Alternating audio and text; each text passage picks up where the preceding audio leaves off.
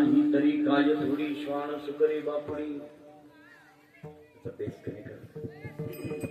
जन्मल्याचे फळ अंगी लागून दिमळ नाही तरी काय थोडी श्वान सुकरी बापुडी तुका म्हणे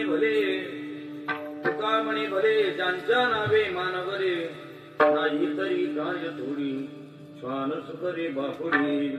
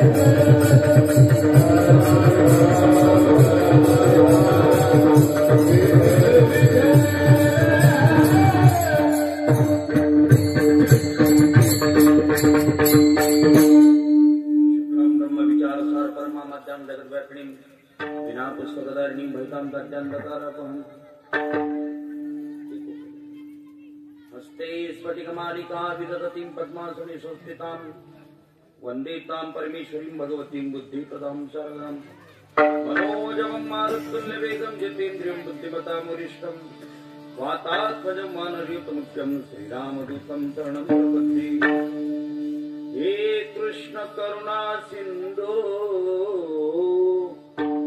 दीनबन्धो जगत्पति गोपेश गोपिकाकान्तं राधाकांतं नमस्तुते पंढरीचा देव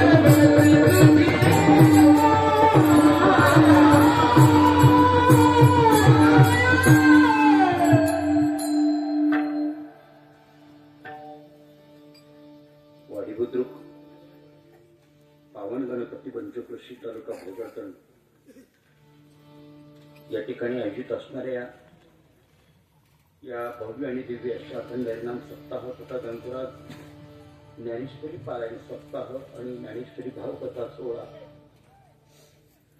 या निमित्त आयोजित असणाऱ्या या ज्ञान यज्ञामधली ही आजची सेवा माझ्यावर ठेला आली. परमपूज्य वारकरी संप्रदायातील एक मान्यवर कीर्तनकार राजाराव महाराज साहेब यांच्या निमंत्रणावरून आणि त्यांच्या संबंधातून तुम्हा सज्जन भाविकांच्या दर्शनाचा योग मला प्राप्त झालाय. आज योगायोगाने ते कीर्तनासाठी उपस्थित आहेत. मी त्यांना प्रणिपात करतो. कार्यक्रम यशस्वी करण्यासाठी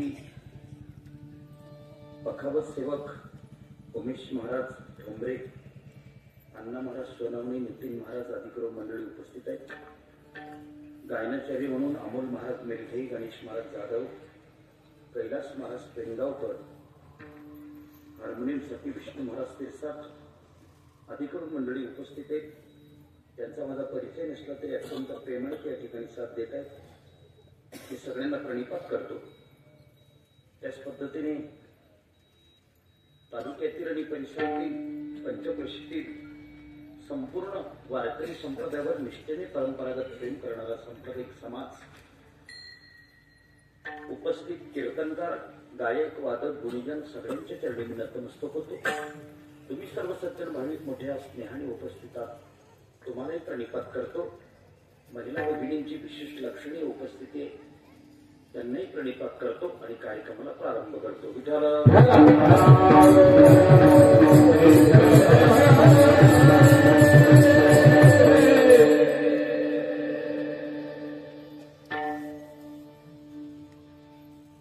पावणे 10 वाजता आहेत माझ्याकडे. 10:45 वाजता मी कीर्तन बंद करेल. 1 तासापेक्षा जास्त कीर्तन करणं उचित नाही. तुम्ही सगळी कष्टकरी मंडळी आहात. खरं तर ही तुमची झोपण्याची वेळ आहे. तरी देखील तुम्ही कीर्तनाला बसलात, खूप आनंद वाटतो. वेळेच्या आत कीर्तन सुनण्याची जबाबदारी माझी आणि मी वेळेचा फार भोगताय अजबराव महाराज. त्याला कारण मी शिक्षक माणूस आहे. सकाळी 7ची शाळा 7:30ला जरी भरली तरी सोडताना मात्र मी 12च्या ऐवजी 11:30ला सोडून देतो. वेळेचा भोगता माणूस आहे मी, त्यामुळे मी तुमचा वेळ घेणार नाही जास्त. मला इथे आल्यावर खूप प्रसन्न वाटलं. मंदिरात प्रवेश करतानाच मी महाराजांना म्हटलो की मला या भूमीचं काहीतरी वेगळं बोलायचं अनुभवत आहे. आणि मंदिरात गेल्यानंतर दर्शन झाल्यावर त्यांनी ज्या वेळेला ती कथा सांगितली त्यावेळेला माझ्या पूर्वाश्रमीच्या ज्या स्मृती होत्या त्या मंदिराबद्दलच्या त्या जागृत झाल्या आणि मला त्या मूर्तीकडे पाहिल्यावर थोडं साजक वाटलं. शेवटी एक अलौकिकत्व या भूमीला आहे आणि म्हणून तुम्ही प्रचंड बहुसंख्येने या ठिकाणी इतके दूरवर उपस्थित राहिला.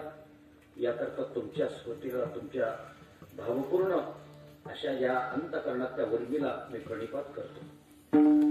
तुम्ही देवरूप श्रोते आहात. दिवसभर कामधंदा करून सायंकाळी पुन्हा 2 तास कीर्तन ऐकायला येणे एवढी सामान्य गोष्ट नाहीये.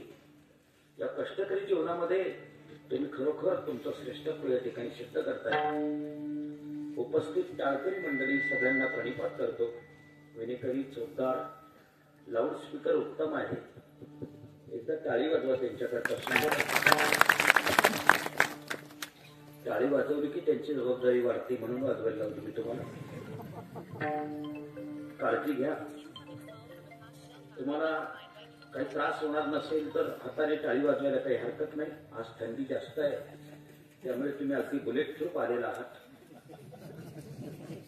गोधडी काय, चादर काय, रस काय, अगदी स्वेटर सेट म्हणून तुम्ही कदाचित टाळी वाजवण्याचा कंटाळा करा. पण मधल्यामध्ये गोधडीच वाजवली तरी चालेल. वाजवा टाळी. टाळी कीर्तनामध्ये नाही वाजवणार तर मग कुठे वाजवणार आहे?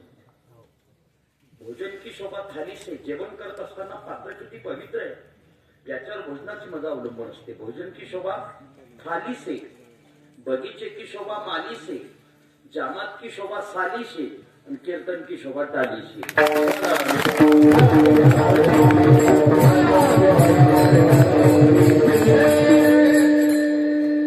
काही विज्ञानवादी माणसं कीर्तनात बसले असतील. ते म्हणतील आम्ही देव मानत नाही, आम्ही धर्म मानत नाही, आम्ही कशाला टाळी वाजवू. त्यांच्याकरता पण एक फायदा सांगतो. उजव्या हाताची टाळी जर डाव्या हातावर समांतर स्थितीमध्ये पडली तर आपल्या तळ हातामध्ये लक्षावधी WBC, इंग्रजीमध्ये त्याला व्हाईट ब्लड काउंट असं म्हणतात, मराठीमध्ये त्याला पांढऱ्या पेशी किंवा सैनिकी पेशी म्हणतात. उजव्या हाताची टाळी डाव्या हातावर समांतर स्थितीमध्ये पडल्यानंतर आपल्या तळहातामधल्या लक्षावधी WBC एकाच वेळेला जलद गतीने स्पंदन पावतात. त्यांचा रक्तप्रवाह वेगाचा होतो, तो मेंदूकडे पोहोचतो आणि माणसाची बुद्धी सतेज होते. हा टाळी वाजवण्याचा फायदा. याही उपट तुम्ही वाजवत नसाल तर पुढच्या जन्मात तुम्हाला वाजवावीच लागणार आहे. म्हणून आताच वाजवून घ्या. विठाल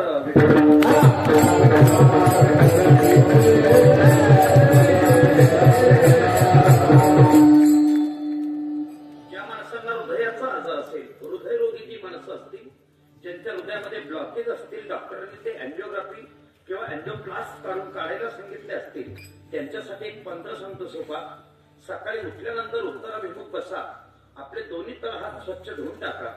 आंघोळ करण्याच्या आत फक्त 20 वेळेला सरळ गतीमध्ये 20 वेळेला टाळी वाजवायची आणि विठ्ठल विठ्ठल विठ्ठल विठ्ठल 20 वेळेला करा. 3 महिन्यात तुमचे ब्लॉकेज निघायला सुरुवात होते.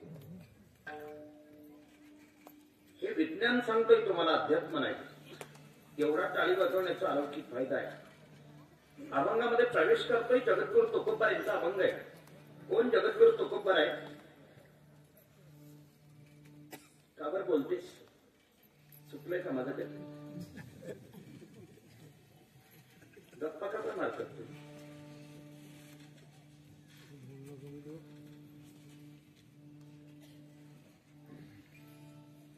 त्यांना असं वाटत असेल एवढा एवढाच गो आहे, उंचीवर नका जाऊ.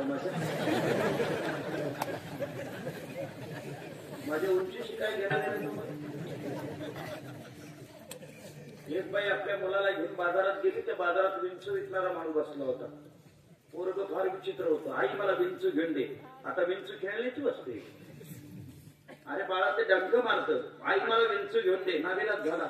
विंचूवाल्याजवळ गेली. त्याने अशा साईज मध्ये विंचू लावली होती. वरती मोठे, त्याच्या खाली लहान, त्याच्या खाली त्याच्याहून लहान.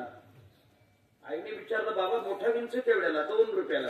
लहाना 2 रुपयाला. सगळ्यात लहाना 2 रुपयाला. विंचू लहान मोठे किंमत का बरी आहे? बाई विंचू कोणता बी घे, ठणका मात्र एकच देतो. तसं तो गोवा उंच असो नाही तर बुट्ट असो.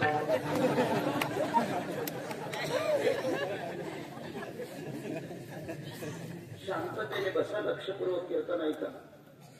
तुम्हाला बरं वाटेल असं कीर्तन मी करणार नाही, पण तुमचं बरं होईल असं कीर्तन करेल. मात्र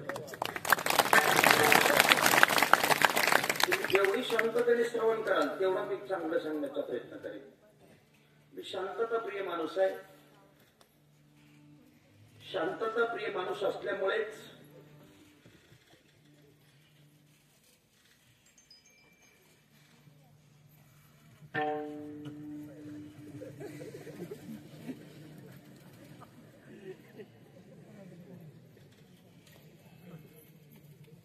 तुम्ही असे अस्वस्थ का वाटतायत मला? शांततेने कीर्तन आहे का नाही? विठ्ठल विठ्ठल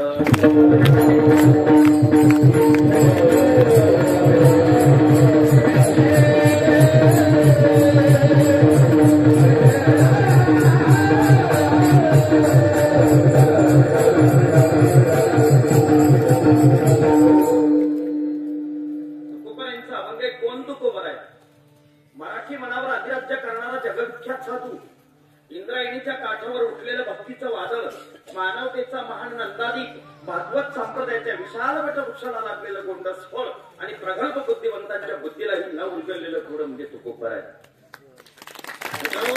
याहीपेक्षा मला कोणी विचारलं तुकाराम महाराज म्हणजे कोण, तर मी काय सांगेन माहितीये? विश्व निर्माण करतेच्या विशाल राजप्रसादाच्या गवाक्षातून खाली डोकावता डोकावता त्याच्या राजमुकुटातून निखळलेला मोती म्हणजे तुकोबर आहे. असामान्य अभिप्रेत अशी अभिव्यक्ती आहे. फक्त ऐकत राहा. प्रस्तुतचा अभंग जगद्गुरु तुकोबर आहे. एका उच्च पातळीवर येऊन लिहितात. जनसामान्य माणसाला आपण जन्माला का आलो याचा विसर पडलाय. नवे नवे त्याला त्याचं ज्ञान नाही. ते ज्ञान करून देण्याचं काम जगद्गुरु तुकोबर या अभंगाद्वारे करतायत. शास्त्रकारांनी 3 गोष्टी दुर्लभ सांगितलंय. मनुष्यत्वम, मुमुक्षत्वम, महापुरुष संत्रया. 3 गोष्टी दुर्लभ आहेत. त्यातली पहिली गोष्ट मनुष्य देह दुर्लभ आहे. किती?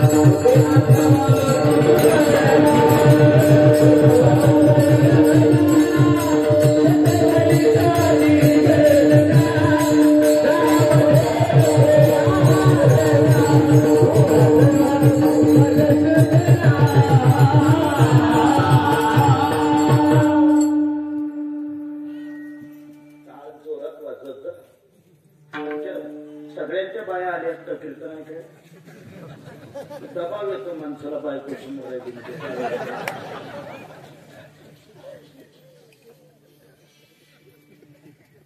महाराजांनी जगद्गुरु तुकोबरायांचं प्रमाण म्हटलंय, नरदेह दुर्लभ दाना, शतवर्षाची गणना, त्यामध्ये दुःख यातना, तुम्ही आठवा मधुसूदना. दुसरं प्रमाण सांगतो श्रीमद भागवतातलं, दुर्लभ मानुष देह देहिनां शनभंगुरा, तत्रापि दुर्लभं मन्य वैकुंठ प्रिय दर्शन. श्रीमद भागवत रामायण सांगतो, बड़े भाग मानुष तनु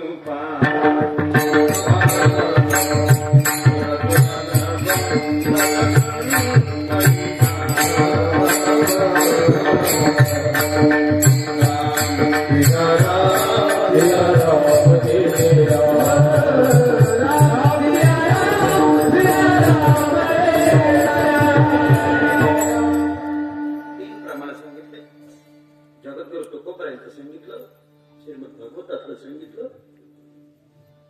रामायणातलं सांगितलं. आता एक नाथ महाराजांच्या हरिपाठातलं सांगतो.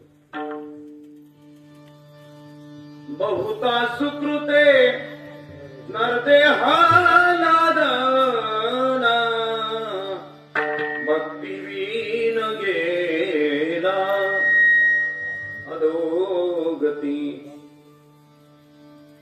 बेस आणि ट्रबलचं मिक्सिंग होते. बहुता सुकृते नरदेह नरदेह भक्ती विना गेला भक्ती विना गेला गती. हरी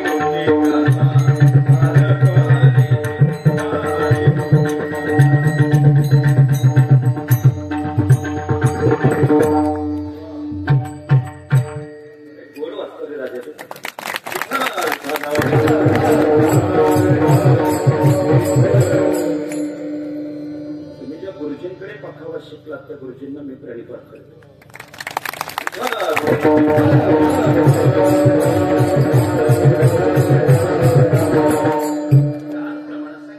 इतर देहांचा विचार करा, त्या मानाने मनुष्य देहाबद्दलच एवढा का विचार केला जातो, हे थोडस चिंतन लक्षात घ्यायचं. मनुष्य देह दुर्लभ आहे. कुत्र्याचा देह माणसाच्या देहापेक्षा विद्वान आहे ना. मला विचार करा तुम्ही, जी चोरी पोलिसांना सापडत नाही, सीबीआयला सापडत नाही, कस्टम अधिकाऱ्याला सापडत नाही, ती चोरी सापडण्यासाठी कोणाला बोलावं लागतं? कुत्र्याला. श्वान पथक, पोलिसांचा चोरी सापडण्याचा काही संबंध नाही. महाराष्ट्रातला पोलीस, पंजाबचा पोलीस आणि उत्तर प्रदेशचा पोलीस संभाजीनगरच्या रेल्वे स्टेशनवर उभे होते. उत्तर प्रदेशचा पोलीस म्हटला, माझ्या राज्याची पोलीस यंत्रणा एवढी हुशार आहे, आज चोरी झाली तर उद्या चोराला पकडते म्हटले.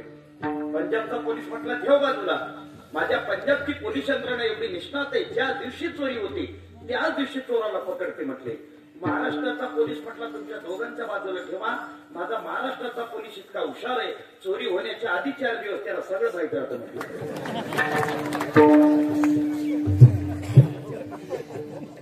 म्हणून महाराष्ट्र सरकारने त्यांना इथे बिल्ला लावलेला आहे, मग तो मला पोसा.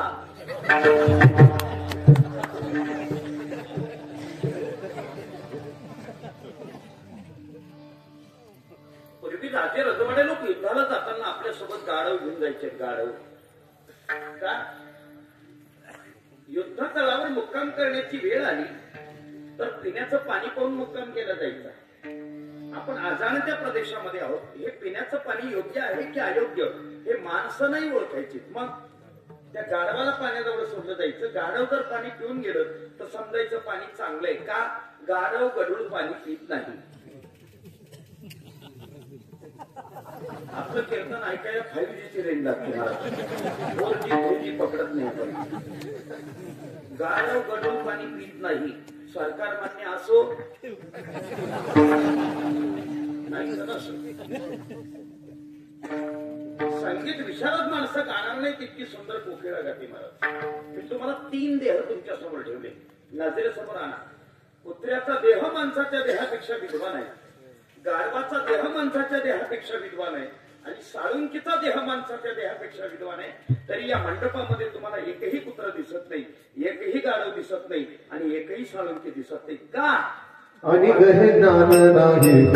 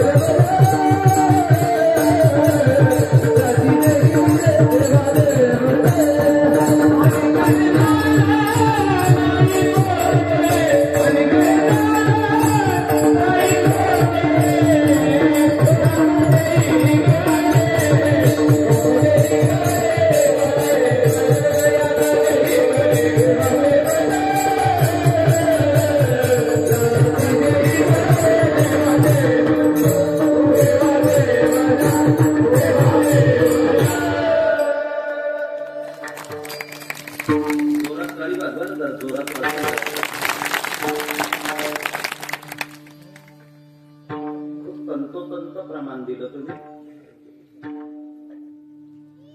अशी साथ कधीतरी मिळते आम्हाला, नाही तर काही काही गावांना अशी साथ राहते त्याच्यापेक्षा ती चिकनगुनियाची साथ बरी. आमच्या परिसरात एका ठिकाणी कीर्तनाला गेलो महाराष्ट्री, विनाच नव्हता त्या गावाला. विना बिगर विण्याची पंचपदी चालू केली त्यांनी. मी भेटा बांधता बांधता पहिल्यांदा घर मालकाला विचारलं, विना कुठे? तो म्हटला, विना नाही आमच्या गावाला. विना नाही, मग कीर्तन नाही होणार. त्या भजन्यांना बोलवलं नाही, इकडे आणलं त्यांना बोलून. त्यांना विचारलं, विना कुठे?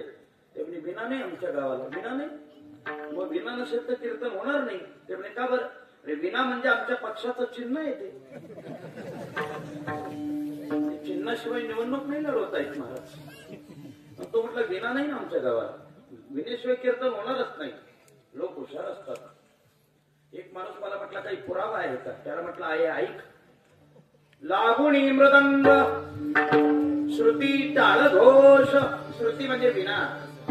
श्रुती म्हणजे काय? विना. विनेशिवाय कीर्तन होत नाही. तुम्ही एक काम करा, माझ्या घरात 9 वाजतायत, एखादी मोटरसायकल काढा, आजूबाजूच्या खेड्यावर जा, विना घेऊन या. आपण 9:30ला चालू करू, 9:30 ते 11:30. तो म्हणे, विना घ्यायला कोणीच जाणार नाही. तो म्हणे, मला विना घ्यायला कोणीच जाणार नाही. मग त्याला म्हटलं, कीर्तन बी होणार नाही. तो शहाणा आणि मी तरी शहाणा. बरोबर बोलले. तुमच्या गावाला बोलून तरी शहाणा म्हणतात. महाराज कसं काय परवडेल कमाने बोलून कीर्तना. एक म्हातारा माणूस पुढे आला. मला वाटतं हे तरी काही न्याय करेल. ते मला म्हटलं, काय झालं महाराज? म्हटलं, विना नाही. म्हणे, मग विनेशिवाय कीर्तन होत नाही. म्हणे, का बरं होत नाही? अरे विना पक्षाचं चिन्ह आहे, विनेशिवाय कीर्तन होणारच नाही. तो म्हणे, एवढी आग होती तर घरून घेऊन आला असता. म्हणे, मला म्हणतो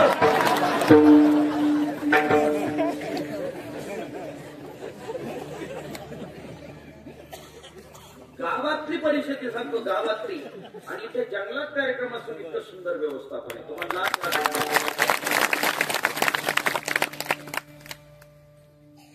या मंडपात एकही कुत्रा नाही, या मंडपात एकही गाढव नाही, या मंडपात एकही साळुंकी नाही. का? बाकीचे देह माणसाच्या देहापेक्षा विद्वान असले तरी ते भजन करत नाही, हे त्यांचं दुर्दैव. फक्त मनुष्य देहच असा आहे की तो भजन करू शकतो. म्हणून याच देहाला विनंती केली संत महात्म्यांनी, बाबा रे तुम्ही ज्या गोष्टी करता जन्माला आलेत ना ती गोष्ट लक्षात ठेवा. त्याला शास्त्राच्या भाषेमध्ये प्रयोजन असं म्हणतात. प्रयोजनाचे दोन प्रकार आहेत, एक परमप्रयोजन आणि दुसरं अवांतर प्रयोजन. परमप्रयोजन म्हणजे ज्याच्याशिवाय धकतच नाही त्याला म्हणतात परमप्रयोजन, आणि ज्याच्याशिवाय धकून जातं त्याला म्हणतात अवांतर प्रयोजन. व्यवहार सांगतो लवकर लक्षात येईल, पटापट बोलत जा फक्त. लग्नामध्ये मंडप असला नसला तरी चालतो, म्हणा ना चालतो.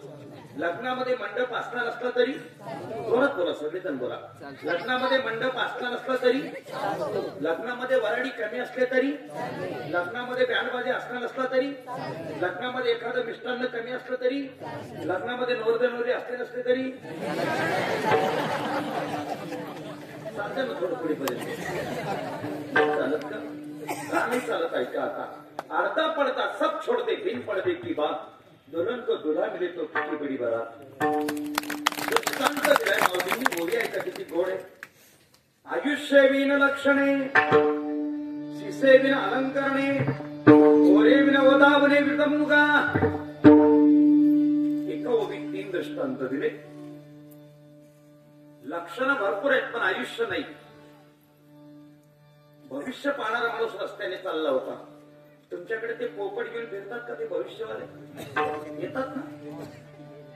लोकांचं भविष्य गल्लोगल्ली पाहत फिरतात, हे त्यांचं भविष्यच आहे.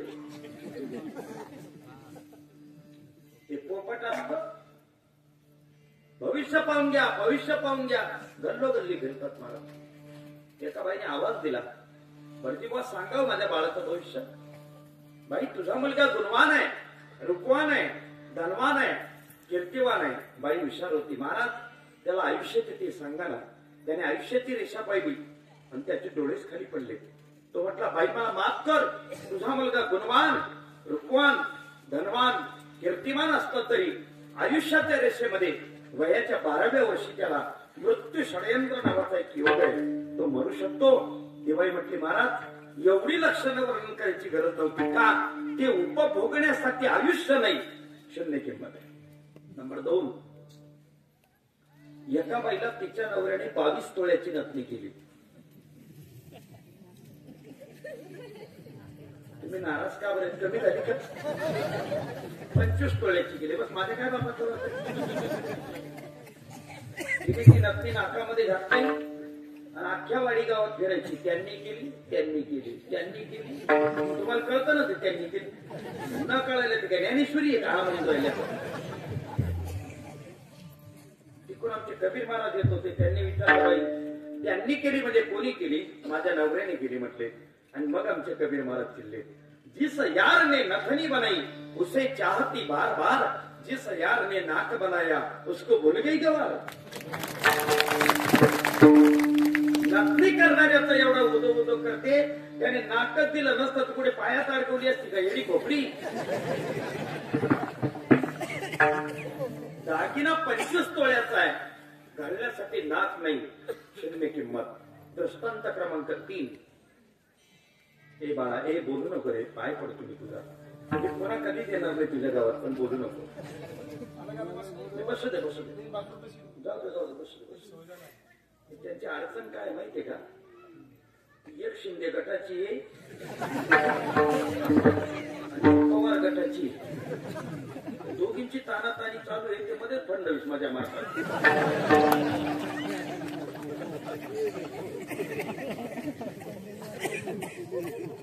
माझी अडचण अशी आहे, मला लहान पोरं अजिबात आवडत नाही. त्या कारण मी मास्तर माणूस आहे. दिवसभर 40 शाळेत सांभाळतो.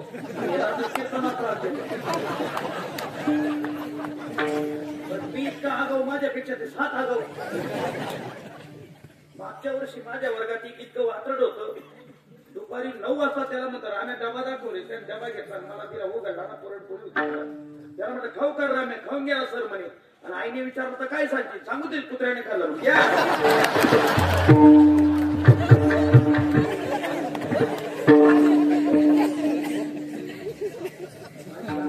पाय पडतो मी आता.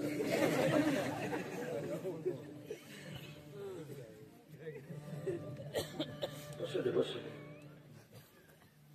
बसू दे बसू. दृष्टांत क्रमांक 3 2 सांगितले, तिसरा सांगतो शेवटचा. ज्ञानेश्वरीचे दृष्टांत आहे ते. तिसरा दृष्टांत आहे. ओरे विनवधावने विटंबुगा. आमच्या भागात लग्नाच्या आदल्या दिवशी हळद लावतात. तुमच्याकडे कशी पद्धत आहे?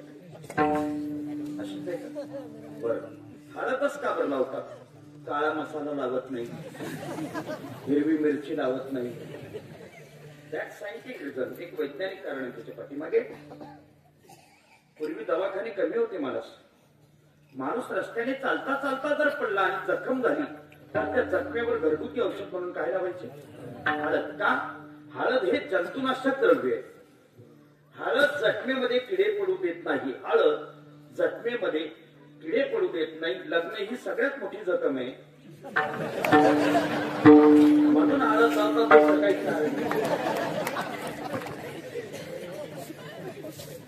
संध्याकाळची 5 वाजेची वेळ. ते नवरदेव पत्रिका वाटून वाटून जाम थकलं होतं आणि लावली त्याला हळद. असा ताप चालला महाराज. डॉक्टरला बोलवलं. डॉक्टर म्हणे याला ऍडमिट करा. 104 वर ताप आहे याचा. डॉक्टर साहेब ऍडमिट करा. सुट्टी केव्हा देणार? उद्या सकाळी 10 वाजता. अहो डॉक्टर साहेब, उद्या सकाळी 11 वाजता याचं लग्न आहे. लग्न संभाजीनगरला आहे. भोकरदन संभाजीनगरवर जायला किती वेळ लागतो? 2 तास. तुम्ही जर 10 वाजता सोडलं तर आम्ही 12 वाजता पोहोचवायचं. लग्न काय 1 वाजता लावायचं का? डॉक्टर म्हटलं जाऊ द्या, नाहीतरी कोणती लग्न वेळेवर लागतात?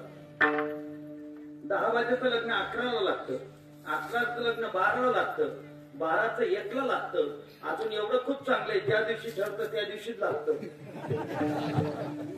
याच्या पुढे अशी सुद्धा वेळ येईल. नाचणाऱ्या बांधवांमुळे वेळ न मिळाल्यामुळे आजची तारीख उद्या ठेवण्यात आलेली आहे. पाहुणे मंडळींनी मारुती मंदिरात जाऊन तोड वाचून सोडावं.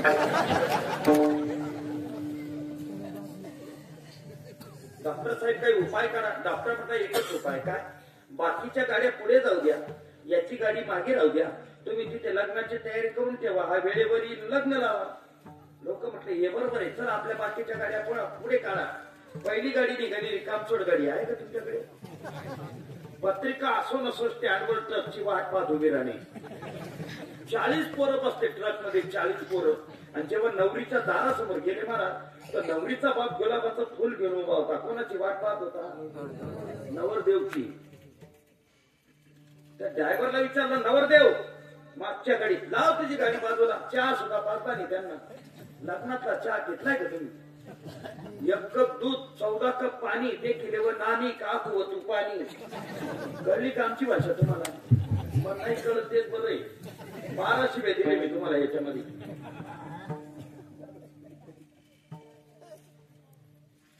नवरदेव कुठे आहे? मागच्या गाडी. चहा सुद्धा पाजला नाही. सगळे पोरं संभाजीनगर मध्ये विचारायचे कुठे मिळते चहा.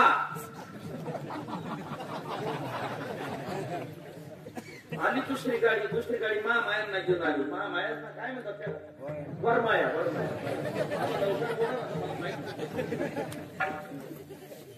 माफ करा, चुकून शब्द आला माझ्या तोंडात. 40 बाया बसल्या होत्या गाडीमध्ये. 40. जशा नवरीच्या दारासमोर आल्यात, नवरीच्या बापाने विचारलं ड्रायव्हरला, नवरदेव मागच्या गाडीत लाव तुझी गाडी बाजूला. लाल मुरमुरे सुद्धा दिली. यांना लाल मुरमुरे. लाल मुरमुरे म्हणजे लग्नातला चिवडा. खाल्लाय का तुम्ही? शेंगदाणा भाग्यवान माणसाला सापडतो महाराज. ज्याच्या वाट्याला शेंगदाणा सापडला त्याने अभंगच बनायचा. पुण्य फळ दे बहुत दिवसा. आणि तिसरी गाडी सगळे बैल माणसं घेऊन आली. 70च्या पुढचे सगळे खाटी टेकतच उतरायची. 3 गाड्या आल्या. 3 गाड्या पण कोण आलं नाही? नवरदेव. सगळे वराडी एकत्र केलेत आणि मग विचारलं नवरीच्या बापाने, नवरदेव कुठे आहे? मागच्या गाडीत. तुम्ही घरी जाता का मार खाता? दृष्टांत संपलेत. सिद्धांताचं एक वाक्य सांगताना अभंगाकडे वळतो. लक्षणं भरपूर आहेत पण आयुष्य नाही. शून्य किंमत. दागिना 28 तोळ्याचा आहे, घालण्यासाठी नाक नाही. शून्य किंमत. वराडी 3 गाड्या आलेत, नवरदेवाला नाही. शून्य किंमत. सुंदरसा नरदेव मिळाला पण भजन करत नाही. शून्य किंमत. काहीतरी गेला जन्माला.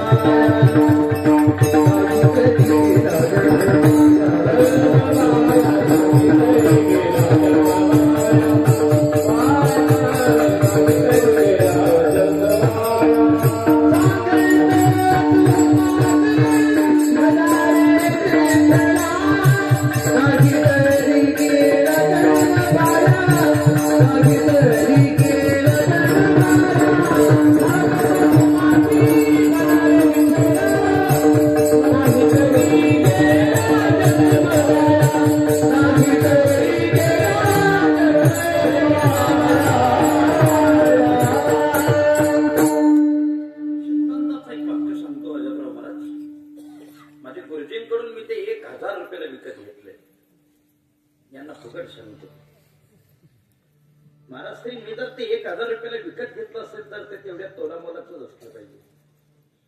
शक्य झालं तर पाठ करा, नाही पाठ झालं तर जाताना माझ्याकडून लिहून घ्या आणि घरी जाऊन तुम्ही ज्या जागेवर झोपता त्या बेडरूम मध्ये वरती लिहून ठेवा. मूळ नाही ती वेलीच कशी, लोभी नाही ती वेचाच कशी, चतुर नाही तो व्यापारी कसा, चोरी करत नाही तो सोनार कसा, अंतःकरणात दया नाही तो साधू कसा, आणि भगवंताची भक्ती करत नाही तो देहच कसा. माणूस नाही तो. महाराजांचे शब्द किती तोला मलाचे. भक्ती विना पशुक शासी वाण,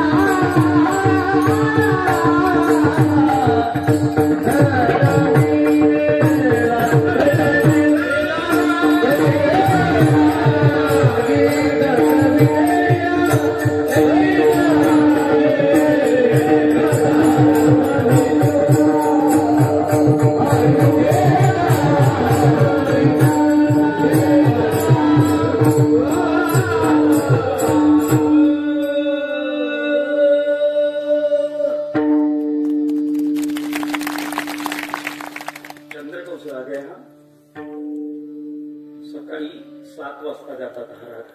सारी द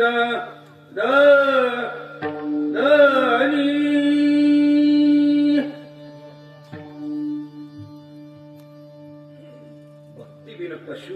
महाराज त्याला माणूस सुद्धा मला तयार नाही. महाराज आपण या सिद्धांतापर्यंत पोहोचलोय.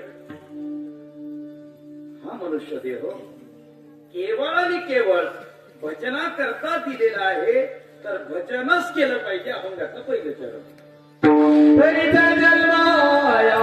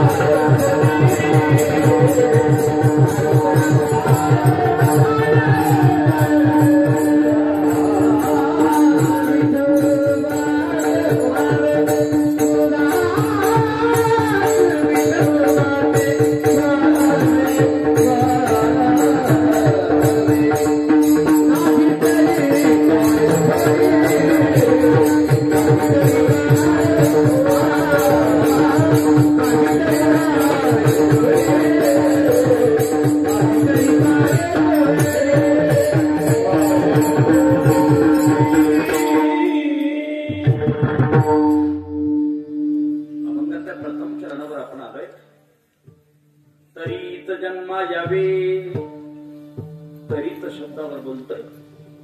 जर अडी तर हे अनुमान प्रमाण आहे. प्रमाणाचे 4 प्रकार आहेत. शब्द प्रमाण, प्रत्यक्ष प्रमाण, अनुमान प्रमाण आणि उपलब्धी. अनुमान प्रमाणाची लक्षणं आहेत. जर तर ज्याप्रमाणे त्याप्रमाणे, जसे तसे, जेव्हा तेव्हा, जदी तदी, ज्या काळी त्या काळी. ऐकत राहा. जर हे असं तर ते तसं, याला अनुमान म्हणतात. सुशिक्षित बापाने आपल्या पोराला सांगितलं समोरच्या चुलीमधून विडी पेटवून आण. सुशिक्षित बापाने समोरच्या चुलीमधून विडी पेटवून आण. पोरग म्हटलं बाबा चुलीमध्ये विस्तव असेल का? आहे. मला तर काही दिसत नाही. आहे. अहो बाबा चुलीचं तोंड पलीकडे आहे, विस्तव आहे. इथून 200 फूट अंतरावर आहे. अरे बाबा विस्तव आहे. पोरग जवळ गेलं, पाहिलं विस्तव होता, विडी पेटवली, बापाकडे दिली आणि मग बापाला विचारलं बाबा इथून 200 फूट अंतरावर असणाऱ्या पलीकडे तोंड असून दृष्टोत्पत्तीस न पडणाऱ्या चुलीमध्ये विस्तव आहे, हे तुम्ही कसं ओळखलं? बापाने सांगितलं वेड्यात सोपं आहे. यत्र यत्र धूम्र तत्र तत्र वन्नी. ज्या अर्थी त्या बाजूला धूर निघतोय त्या अर्थी त्या बाजूला अग्नी असलाच पाहिजे. याला अनुमान प्रमाण. हेही कळत नसेल तर सोपं सांगतो ऐका. गुरुनाम गुरुवरे मामासाहेब दांडेकर दृष्टांत सांगायचे. मी माझ्या गुरुजींच्या मुखातून ऐकलाय. भरलेल्या 40 विद्यार्थ्यांच्या वर्गामध्ये एक साहेब इन्स्पेक्शन घ्यायला गेला. पोरं हुशार होती. साहेबाने अगोदर खिचडीचं रेकॉर्ड चेक केलं आणि मग गुरुजींना विचारलं गुरुजी मुलं किती आहेत वर्गात? 40. हुशार आहेत, सगळी मुलं हुशार आहेत. गुरुजी मुलांना प्रश्न विचारू? साहेब गुरुजींना विचारतायत. तुम्ही लक्षपूर्वक ऐकताय ना? गुरुजी मुलांना प्रश्न विचारू? गुरुजी म्हटले विचारा. साहेबांनी प्रश्न विचारला. मुलांना भोकरदन ते मुंबई 350 किलोमीटर आहे, तर माझं वय किती?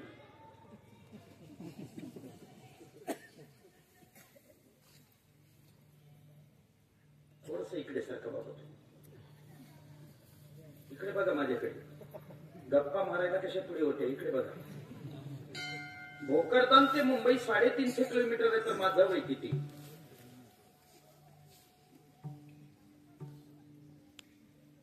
वर्गात ते सगळे हुशार पोरं यांच्यासारखी खाली माना घालून बसले.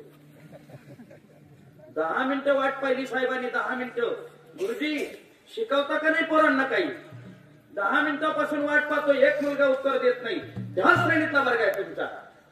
बॅग उचलली साहेब बाहेर निघणार. शेवटच्या बेंचवर बसलेले एका आळांचोट गिरायकाने वर बोट केला. आळांचोट कळतो तुम्हाला? कवडीची अक्कल नाही, पण एक दिवस शाळा बंद नाही.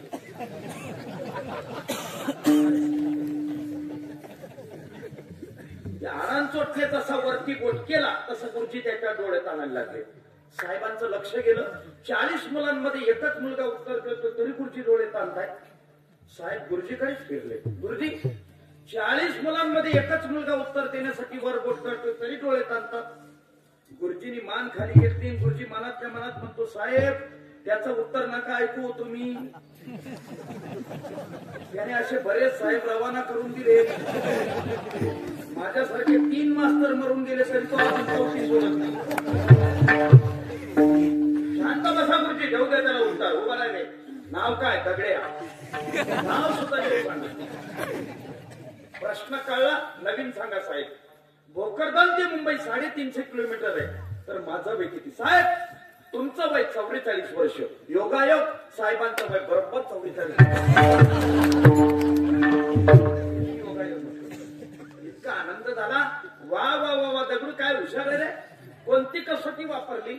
भूमितीशास्त्रामध्ये कसोटी आहे.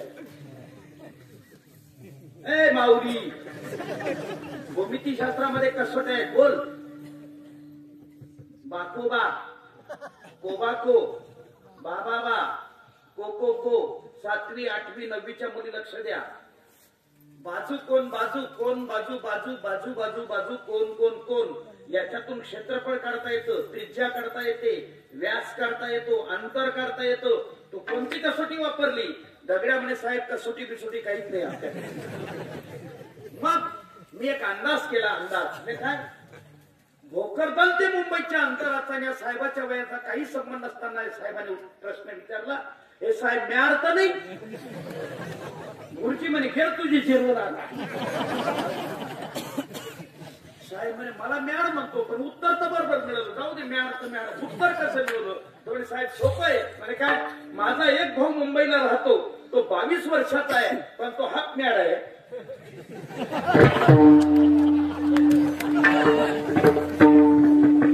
असा अंदाज केला तो हाफ मॅडचा 22 वर्षाचा का फुल मॅड 44 वर्षाचा.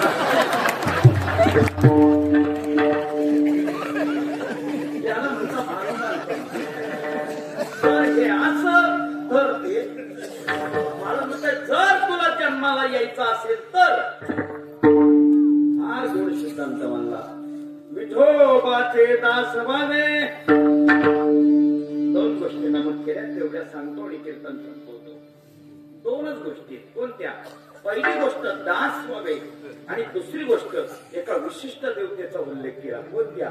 विठोबाचे. एवढ्या दोनच गोष्टी. जीवनामध्ये दास व्हायला शिका महाराज. दास मालक होण्याच्या भानगडीत पडू नका महाराज. मालकाला फार दुःख आहे राजा. जे सुख गरिबीमध्ये ना महाराज ते श्रीमंतीमध्ये अजिबात नाही राजा. मला एक कविता होती मला शाळेत जात असताना. राजा सजी महाली सौख्य कधी मिळाली सर्व प्राप्त झाली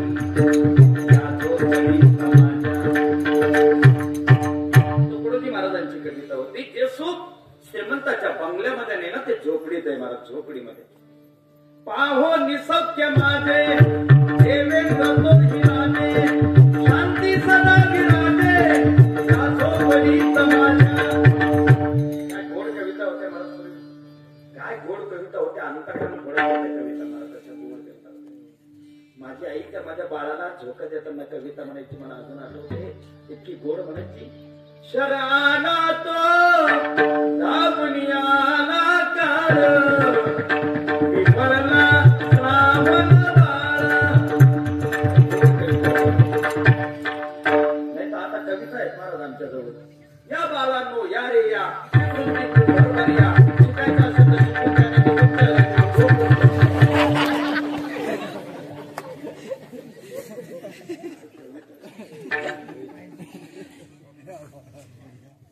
लांछन लावलं महाराज. लांछन. आता तर ते नवोदित कवी निघालेत महाराज. नवोदित कवी माहितीत का तुम्हाला? ती तिकून आली मी इकून आलो. आम्ही झाडाखाली उभे राहिलो. तिचा बाप आला मी पळून गेलो. झाली कविता. कविता काय भाव. राजा सची महाली सौख्य कधी मिळाले. जे सुख राजाला राजमहालामध्ये मिळत नाही ते माझ्या झोपडीत आहे. का? त्याचं कारण आहे महाराज. श्रीमंतीमध्ये जे सुख नाही ना ते गरिबीमध्ये आहे. श्रीमंताची झोप आणि गरिबाची झोप दोघांच्या झोपेचा फरक सांगतो लक्षपूर्वक ऐका. श्रीमंत माणूस अगोदर अंथरुणावर पडतो. झोप लागत नाही. रात्री 12 वाजता उठतो. एखादी गोळी घेतो मग झोपतो. पहाटेला 5 वाजता उठून बसतो. श्रीमंत माणूस अगोदर अंथरुणावर पडतो आणि मग झोपतो. एवढं लक्षात आलं का तुमच्या? श्रीमंत माणूस अगोदर अंथरुणावर पडतो मग झोपतो. गरीबाचं तसं नाही महाराज. जेवता जेवता त्याची चक्कर भाकर शिल्लकच राहते तेवढे त्याचं चालू होऊन जातं. शिल्लोड जाफराबाद. त्याची बायको ओळखून घेते याची गिरवून आली. काय? झोप. की असं ताड बाजूला ओढते याच्या हातावर पाणी टाकते ढकलून देते. पण आता अगोदर झोपतं मग पडतं. पहा केवढा फायदा. पहा केवढा फायदा. श्रीमंत माणूस पहाटेला 5 वाजता उठून बसतो महाराज. आणि गरीब अंगावर ऊन पडतं तरी ते हालत नाही. त्याची बायको काकडा करते. पांडू रंगा प्रभात उदारी मागणाऱ्यांचा मेळा आपल्या दारी दाटला.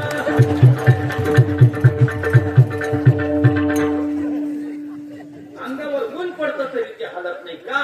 धन दौलत अमिरी रातभर सोने नाही देती आणि गरीबी में ऐसी निंदा ती तो सुबह उठणे नाही देती. दुसऱ्या गावातल्या श्रीमंत माणसांना माझा प्रेमाचा सल्ला आहे. ज्यांच्याजवळ भरपूर पैसा असून ज्यांना झोपा लागत नसतील त्यांनी आपला पैसा कीर्तनकार लोकांना वाटून द्यावा असं माझं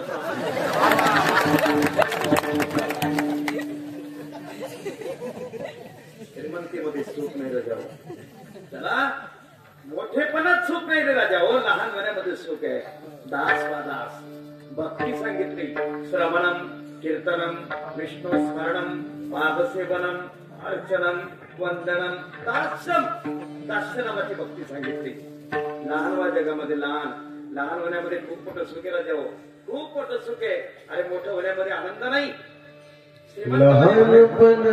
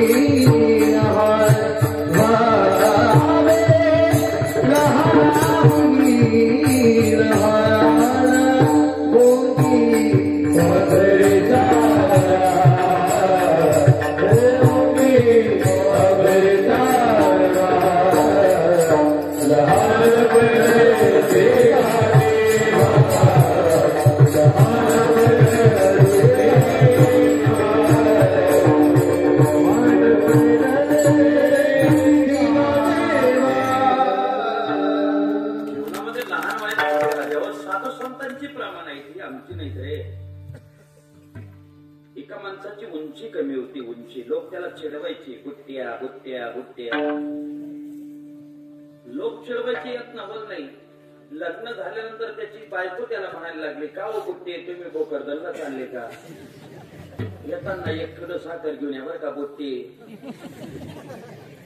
वाईट वाटायला लागलं. आता बायको बुटका म्हणते, आता आत्महत्याच करतो म्हणते. निघाला जंगलाच्या दिशेने. एक साधूची भेट झाली. परिवर्तन करणार नाही तो साधूच कसं महाराज. साधूने विचारलं, कुठे चाललास? आत्महत्या करायला का? आतापर्यंत लोक चिडवत होते मी बुटका आहे, यात नवल नाही. मग आता बायको पण चिडवायला लागली मी बुटका आहे म्हणून आत्महत्या करायची. साधूचं वाक्य ऐका, अरे वेड्या आत्महत्या करू नकोस. परमेश्वराने तुला दिलेलं बुटकेपण हे सुद्धा तुझं मोठेपणच आहे. तो म्हटला, कस काय साधू महाराज? जगातला कितीही मोठ्यातला मोठा माणूस राहू दे, पण त्याला जेव्हा तुझ्याशी बोलायचं असेल तेव्हा खाली वाकूनच बोलावं लागेल. हे तुझ्या जीवनातलं मोठेपण. ऐकत राहा राजा हो, तुम्हाला डोंगरावर चढायचं असेल तर खाली मान घालून चढावं लागतं आणि उतरायचं असेल तर मान वर करून उतरावं लागतं महाराज. एक गोष्ट लक्षात ठेवा, खाली वाकून माणूस चालू लागला की समजायचं आता यशाच्या शिखरावर जाणार आहे. छाती काढून चढायला लागला समजायचं आता तळाखाली येणार आहे. जगण्याचा सिद्धांत आहे म्हणा. ज्ञानोबाची जीव ओवाळून टाकण्याची उभी सांगितली मला. मनोनिठोरपण पराची सांडिजे, व्युत्पत्ती आघवी विसरिजे, जे जगात कुठे होईजे ते जवळी कमाजी. या अर्जुना, या जगात माणूस कितीही मोठ्यातला मोठा असू दे, पण तो ज्या वेळेला लहानात लहान होऊन जगतो ना, तो मला सगळ्यात जवळचा माणूस आहे. काय शब्द आहेत महाराजांचे. जीवनामध्ये मोठं होण्याच्या भानगडीत पडू नका राजा हो.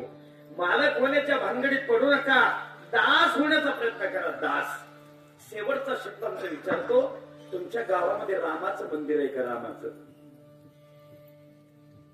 तुम्हाला हे सुद्धा माहिती नाही अजून आपल्या गावात कशाचं मंदिर आहे? बोला ना राजा हो, मग रामाचं मंदिर आहे का तुमच्या गावात? नाही. हनुमंताचं आहे का? रामाचं मंदिर या गावाला येतं, त्या गावाला नाही. पण हनुमंताचं मंदिर नाही असं गावच नाही महाराज. का? राम मालक आहे, हनुमंत दास आहे. ही संस्कृती दासाची पूजा करते, मालकाची नाही.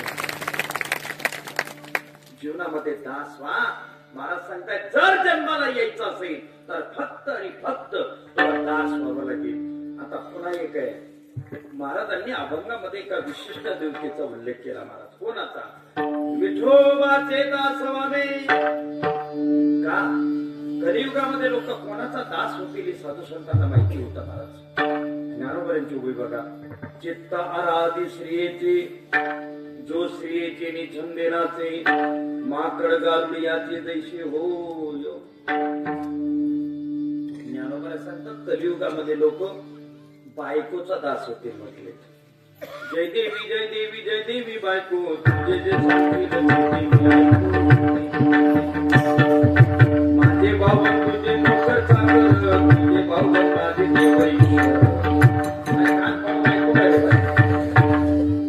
त्यांना वाटतं या आर्थिका भागवतामध्ये आहे का? ज्याला पूर्ण आरती पाहिजे असेल त्याने कीर्तन झाल्यावर मला भेटा.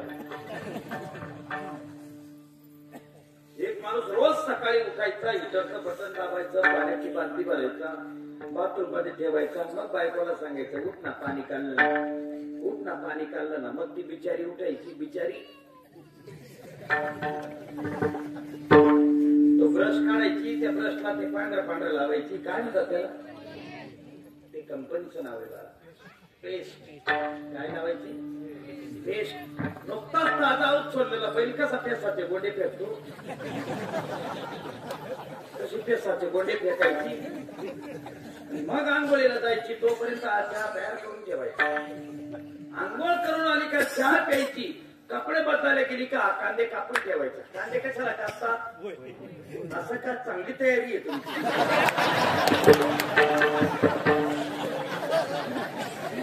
माता पिता तयारी आहे.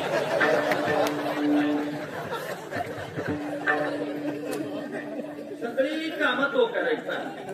तिच्याकडे फक्त एकच काम होतं मला, खाई देवा आणि लोई देवा. कामची भाषा तुम्हाला, खाई देवा आणि लोई देवा. बस सगळी कामं तो करायचा, सगळी कामं तो करायचा. पण त्याच्या आयुष्यात एक दिवस असा चांगला उजाडला महाराज. ती बायको लवकर उठली, तिने हिटरचं बटन दाबलं, याला पाणी दिलं, तिने चहा घेतला, याला चहा दिला, तिने नाश्ता केला, याला नाश्ता दिला. ती स्वयंपाकाला लागली. याच्याकडून राहूलच नाही. हा म्हणे काका मी रोज सगळा स्वयंपाक करतो, तू आज का बरं करून राहिली? ते म्हणे आज बैल पोळा आहे ना. म्हणे बैल पोळा. पोळ्याच्या दिवशी बैल कामं करतात का? एक दिवस आराम राहतो.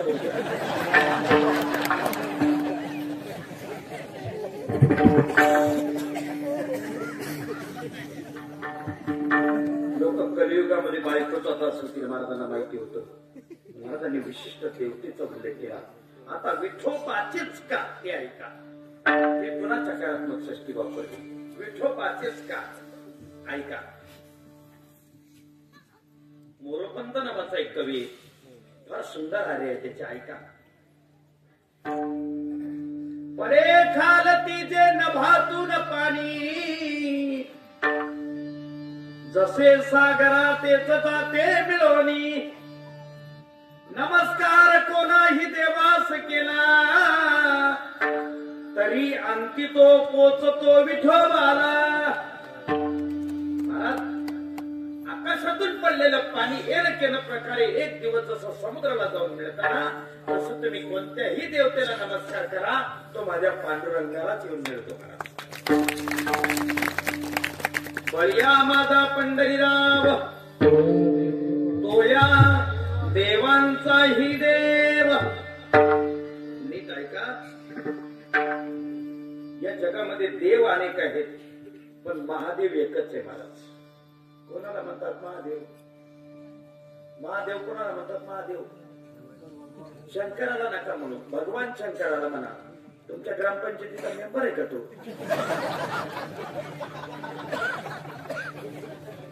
भगवान शंकर.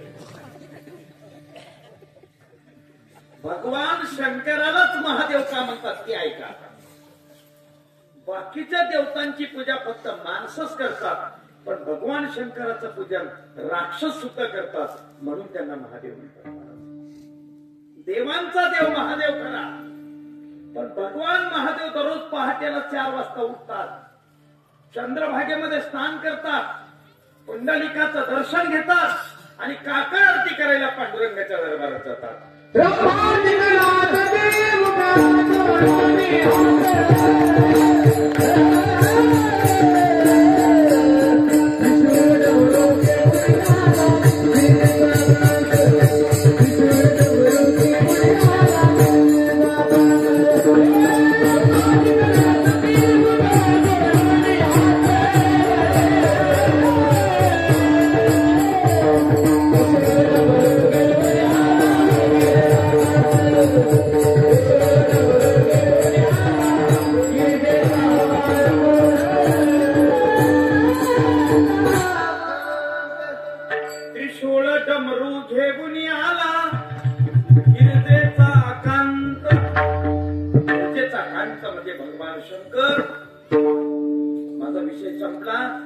देवांचा देव महादेव जर भगवान पांडुरंगाचं भजन करतो तर आम्ही कोणत्या देवतेचं भजन करतो?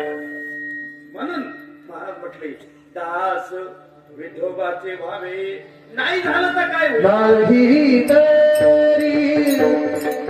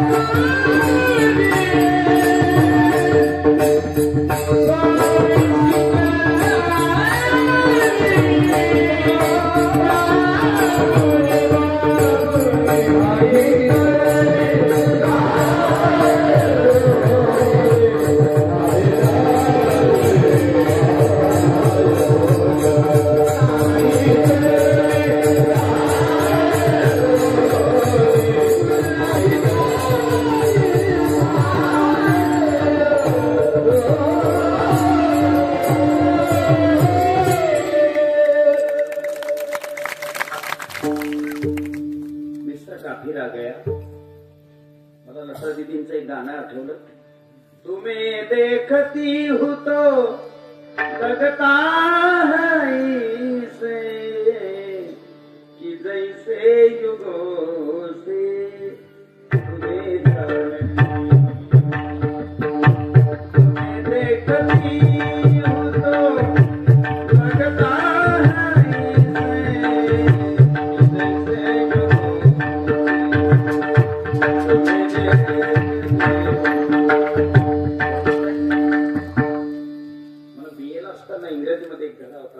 ऑफ म्युझिक, संगीताचं सामर्थ्य. संगीत एक अशी कला आहे महाराज. वसुंधरा राजे सरकारने राजस्थानमध्ये एक प्रयोग केला. एका बगीचेमध्ये फुलंच फुलत नव्हती. त्या बगीचेमध्ये एका रात्री पंकज उदासांची भजनं ठेवली. दुसऱ्या महिन्यामध्ये त्या बगीचेमध्ये फुलं फुलायला लागली Maharaj. That's power of music. हे संगीताचं सामर्थ्य. असा आनंद म्हणजे ज्यांना कळतं त्यांना बरं वाटतं बरं का. पण ते ज्यांना काहीच कळत नाही त्यांना असं वाटत असेल यांना तिकडे ते हायवेकडे घेऊन जावं.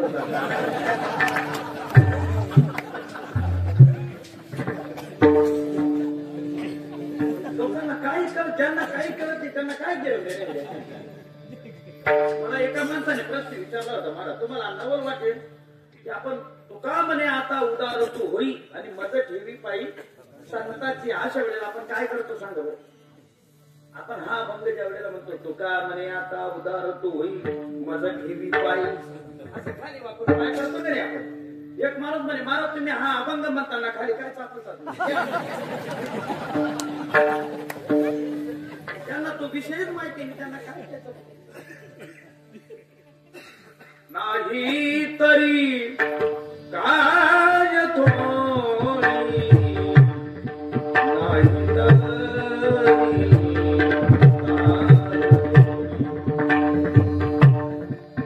भगवंताचं भजन केलं नाही तर जगद्गुरु तुकोबारा म्हणतात जगामध्ये कमी करायच्या. श्वान म्हणजे कुत्रा आणि सुकर म्हणजे डुक्कर. दुसऱ्या चरणाचा अर्थ आहे का, मनुष्य देह धारण करून मृत्यू लोकांमध्ये जन्माला येऊन भगवान पांडुरंगाचं भजन जर करत नसेल तर त्याच्यापेक्षा कुत्रे डुकरे बरे महाराज. दुसऱ्या चरणाचा सरळ सरळ अर्थ आहे. आता तुम्हाला पटवून द्यावं लागेल मला कुत्रे डुकरे का बरे, त्याशिवाय अभंगाचं दुसरं चरण सुटत नाही. त्याचं कारण सांगतो मला तुम्हाला. जगामध्ये अनेक प्राणी आहेत. जगद्गुरु तुकोबा यांनी भजन न करणाऱ्या माणसाला उपमा देण्यासाठी दोनच प्राण्यांची निवड का केली. मी अत्यंत चाणाक्ष माणूस आहे. मी याचा अभ्यास केलेला आहे. मला एमएच्या दुसऱ्या वर्षाला गाथा अभ्यासाला होती महाराज. साहित्य कृतींचा अभ्यास नावाचा एक पेपर होता. त्याच्यामध्ये मला तुकोबा यांची गाथा अभ्यासाला होती. आणि हा अभंग बेगे महाराज ज्या वेळेला माझ्या चिंतनात आला त्यावेळेला मला हे उत्तर शोधायचं होतं. मी अनेक वक्त्यांना विचारलं, मला समाधानकारक उत्तर मिळालं नाही. मात्र एकच वक्त्याने समाधानकारक उत्तर मिळालं. तो आता या जगामध्ये शिल्लक नाही. त्यांचं नाव आहे वैकुंठवासी गुरुवर्य आचार्य वेदांत वाचस्पती जगन्नाथ महाराज पवार. मी त्यांना विचारलं, अण्णा भजन न करणाऱ्या माणसाला उपमा देण्यासाठी तुकोबा यांनी हे दोनच प्राणी का निवडले, कुत्रा आणि डुक्कर. अण्णा म्हटले अरे वेड्या, हे दोघंच्या दोघं प्राणी प्रामाणिक आहेत. प्रामाणिक आहे कस काय. इमानदार हा शब्द सध्या तरी फक्त कुत्र्याला शोधतो महाराज. आणि प्रामाणिकपणे काम करण्याची प्रवृत्ती फक्त डुकरामध्येच आहे महाराज. नीट आहे का. रात्रीचा 1 वाजेचा प्रसंग, प्रवास करत होतो. निर्मनुष्य रस्ता होता. एक मनुष्य रस्त्यावर पडलेला होता. त्याच्याजवळ एक कुत्रा उभा होता. ड्रायव्हरला म्हटलं गाडी उभी कर.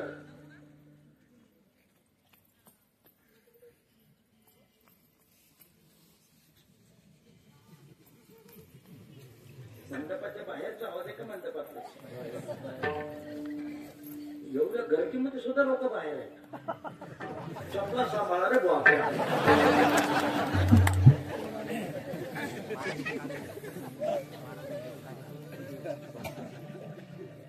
निर्मनुष्य रस्ता होता. एक मनुष्य रस्त्यावर पडलेला होता बेगी महाराज. आणि कुत्रा त्याच्याजवळ उभा होता. ड्रायव्हर म्हटलं गाडी उभी कर. खाली उतरलो. त्याच्या जवळ जायला लागलो. 10 मिनिटं त्या कुत्र्याने मला जवळ नाही येऊ दिलं महाराज. ड्रायव्हर म्हटला महाराज गाडीत बसा. मी गाडीत बसलो. त्याने गाडी त्याच्याजवळ नेली. तेव्हा मला कळलं तो दारू पिऊन पडलेला होता. मला नवल वाटलं महाराज. आपला मालक दारू पिऊन पडलेला आहे आणि रात्रीचे 2 वाजले तरी त्याला सांभाळण्याची जबाबदारी ही आपलीच आहे. हे फक्त कुत्र्यालाच कळतं, माणसाला नाही कळत. इमानदार प्राणी आहे. इंडोनेशियामध्ये सुनामी भूकंप झाला. त्या सुनामी भूकंपामध्ये इंडोनेशियन सरकारला एक कुत्रा सापडला. त्या कुत्र्याची किंमत भारतीय चलनामध्ये 13 लाख रुपये. महाराज तुम्ही म्हणाला आमचं बी कुत्र देईल ते बी कुत्र देईल. नाही, मोठा फरक आहे भाऊ, मोठा फरक आहे. भूकंप होण्याच्या आधी 10 मिनिटं 7व्या मजल्यावर झोपलेल्या आपल्या विधवा मालकीनीचा त्याने पदर धरला. तिला ओढत ओढत तळमध्याच्या खाली आणलं आणि ती जशी तळमध्याच्या बाहेर निघाली तसा तो बंगला पत्त्यासारखा कोसळून गेला. म्हणून त्याची किंमत 13 लाख. आपले कुत्रे दिवसभर झोपतात, रात्रभर झोपतात.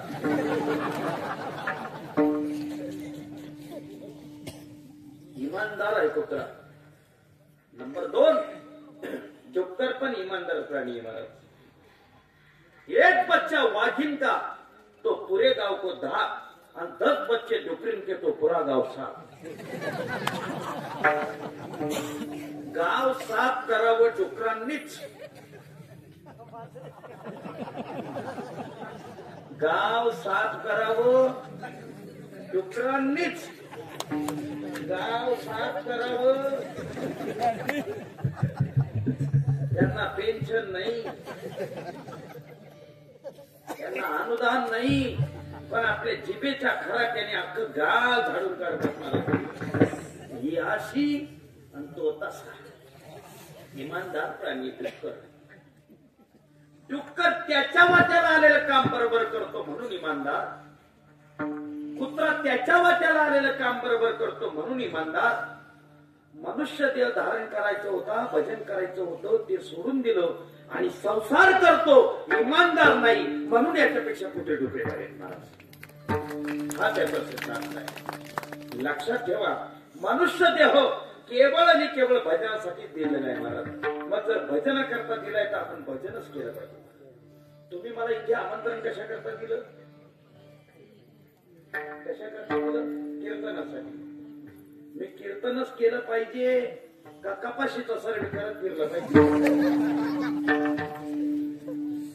एका एकर मध्ये किती क्विंटल निघते काही गरज आहे का? मी आलो त्या बंगल्यामध्ये अशी सुंदर व्यवस्था होती. महाराज आम्ही जेवायला बसलो. मी म्हटलं इथे स्वयंपाक दिसत नाही, किचन रूम दिसत नाही, घरामध्ये बाया दिसत नाही, तरी स्वयंपाक गरम गरम हो. मी म्हटलं इथे तसा चमत्कार तसा त्या बंगल्यामध्ये बनतो.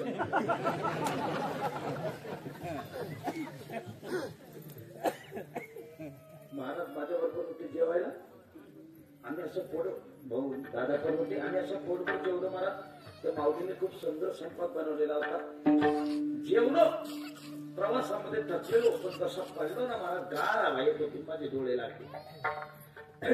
इकडे महाराजांनी पंचवटी चालू केली.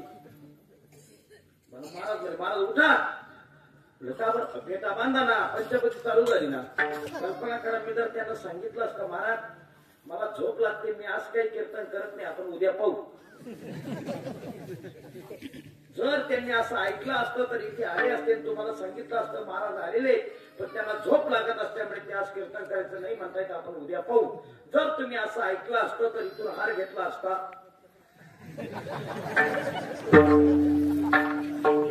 नारळ घेतला असतं, माझा सत्कार करायला तुम्ही त्या बंगल्यात आहे. महाराज तुम्ही आमच्या गावाला झोपायला आले त्याबद्दल तुम्हाला हार आणि नारळ.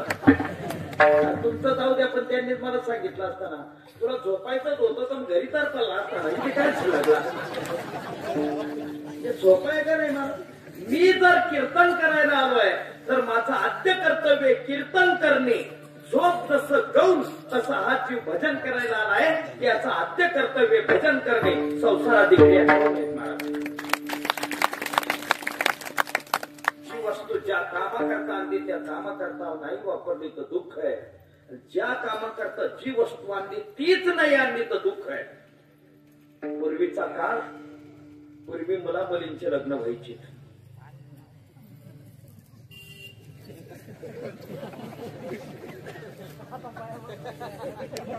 आता बाया माणसांचे लग्न होतात.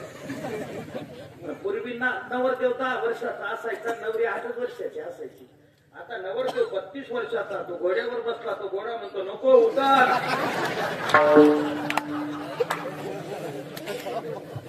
नवरी 28 वर्षाची, आता हे पोरपुरी राहिली, आता बाया माणसाचे लग्न होतात. पूर्वीचा काळ एक सासरा सुनबाईला घ्यायला गेला, 2-4 दिवस राहिला आणि तिने घरातल्या माणसांना सांगितलं, त्याने मला उद्या मुलीला घेऊन जायचंय, तयारी करा.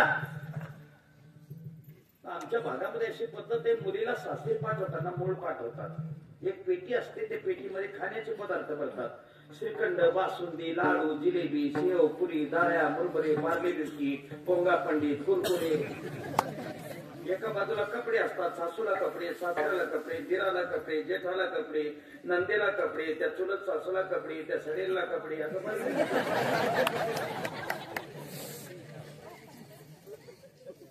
तवा, खुरपी, सांची, बोगणी, गादी, पेला, पाटलं, डबल सगळं असतं त्याच्यामध्ये. ती पेटी झाली जड आणि ते उचलणारं सासर ते होतं म्हातारा, त्याच्याकडून कुठे ती पेटी उचलली जाते. त्या पोरीच्या 2-4 भावांनी ती पेटी उचलली आणि आणली स्टँडवर. कंडक्टर म्हणे, बाबा आज बाजाराचा दिवस आहे, ही पेटी वर ठेवा, तुम्ही मुलीला घेऊन मध्ये बसा. त्या पोरीच्या 2-4 भावांनी ती पेटी धरली, वरती ठेवली. एसटी पुढच्या गावाला उभी राहिली. त्या पुढच्या गावाच्या एका चांबाराला भोकरदनच्या बाजारात जायचं होतं. त्याने बी आपल्या पेटीमध्ये रापी, काही चांबड, काही दोरा, काही शिळा, काही चुगा, काही हातोडी, काही रिपी सगळं भरलं. तो बी आला स्टँडवर. कंडक्टरने, बाबा पेटीवर, तुम्ही मध्ये. त्या बिचाऱ्याच्या चर्मकार बांधवाने बी एका माणसाला सांगितलं, त्यांची पेटी त्या पेटी जवळ ठेवून दिली. तो बी बसला. त्या सासऱ्याला सुनबाईला भोकरदनच्या अलीकडेच उतरायचं होतं. जसे इकडचे माणसं पोचवायला आले होते ना, तसे तिकडचे घ्यायला आले होते स्टँडवर. त्या मुलीचे देर, जेठ, चुलत जेठ हे म्हातार आयटीत उतरलं. घरच्या माणसाला म्हणे, ती पेटी घेऊन ये म्हणे. आता सांगून तर द्यायची ना कोणती पेटी. त्यांनी ती मुळाची तिथेच राहू दिली, ती चांबाराची उतरून द्यायची. आता आमच्या भागात अशी पद्धत आहे, ज्या दिवशी पेटी आणतात आम्हाला त्या दिवशी ती पेटी उघडत नाही. का बरं? दुसऱ्या दिवशी आजच्या भाऊबंदीच्या बाया बोलायला लागतात, काय मुळं आणलं बाबा, काय ती पेटी कोणी उघडत नाही. मला मान असतो, चेअरमनच्या बाईने उघडायची, गतालाच्या बाईने उघडायची. मास्तरीन बाईचा मान लागला, 35 बायांना चेंडूर आली, सरका सरका सरका. आणि तशी उघडली पेटी, रापीन, चांबडा, गोरा, सासूचा तोंडावर ठोकायला लागली. तिच्या म्हाताऱ्याला, तुम्ही मूळ घ्यायला गेले होते ना, तो म्हणे, मला कशाला घरात बोलवते, पोरांना 2-2 देऊन टाक. याला वाटतं लाडूच आहेत मध्ये. नाही मिळालं परिणामी दुःख भोगावं लागलं. का? जे आणायचं होतं ते विसरला. हा जीव आणायचा होता हरिभजनाची पेटी, उचलून आणली संसाराची, म्हणून श्वान सुकरी बापू. केवळ आणि केवळ भजन हेच जीवनातलं अंतिम साध्य आहे. विठोबा